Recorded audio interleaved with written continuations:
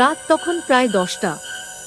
শহরের এক প্রান্তে পুরনো একটি ফ্ল্যাটে বসবাস করতেন সাব্বির, তার স্ত্রী রিমি এবং ছোট মেয়ে তুহিন। সেদিন সন্ধ্যায় সাব্বির বাজার থেকে বড় একটা রুই মাছ কিনে আনেন। রিমি রান্না শুরু করেন, তুহিন খেলা করছিল মেঝেতে। কিন্তু মাছ কাটার সময় রিমি আচমকা চমকে ওঠে।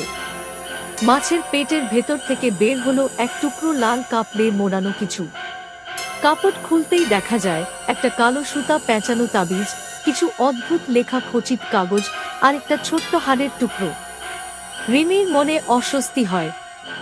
এটা মাছের পেটে কিভাবে এলো? সাব্বির বিষয়টিকে হেসে উড়িয়ে দিলেও রিমি ততক্ষণাৎ রান্না বন্ধ করে দেয়। সেই রাতেই ঘরে শুরু হয় অদ্ভুত সব ঘটনা। খাটের নিচ থেকে আসছিল চুই চুই শব্দ, দরজা হালকা হাওয়াতেই বারবার খুলে যাচ্ছে, আর তুহিন হঠাৎ করেই ঘুমের মধ্যে উচ্চ স্বরে হাসছে। পরদিন সকালে তুহিন বলল, মা, কাল রাতে একটা কুৎসিত চেহারার কাকু আমার মাথার পাশে বসেছিল।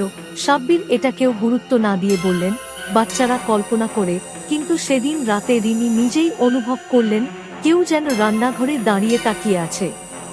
পরদিন ওঝা ডাকা হলো। ওঝা কফির কাপ রেখে বললেন, তোমাদের কেউ ইচ্ছা করে অভিশপ্ত বস্তু পাঠিয়েছে। এই মাছের ভেতর ছিল বান মারা জিনিস, কারো ক্ষতি করার জন্য। তিনি বলেন, এটা কেবল শুরু। যদি এখনই না সরাও তাহলে কারো প্রাণ পর্যন্ত যেতে পারে। সেই রাতেই ওঝার সাহায্যে বস্তুগুলো পুড়িয়ে দেওয়া হয়। কিন্তু তুহিন হঠাৎ খুব অসুস্থ হয়ে পড়ে। হাসপাতালে নেওয়ার পর ডাক্তার কিছুই ধরতে পারেন না। শিশুটি হঠাৎ শ্বাস নিতে পারছে না, আর তার শরীর ক্রমশ বরফের মতো ঠান্ডা হয়ে যাচ্ছে। সাব্বির তখন ভেঙে পড়ে।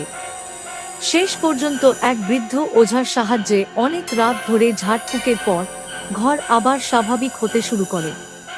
তুহিন ধীরে ধীরে সুস্থ হয়, তবে রিমি আজও রান্না করার আগে প্রতিটি জিনিস সাবধানে পরীক্ষা করেন। সাব্বির সেই দিন থেকে বাজার করা একদম বন্ধ করে দিয়েছেন। আর সাব্বির আজও ভাবেন, আমরা যদি মাছটা রান্না করেই ফেলতাম। এরকম মজার ভিডিও আরও পেতে এখনই সাবস্ক্রাইব করুন এবং আমাদের সঙ্গে থাকুন।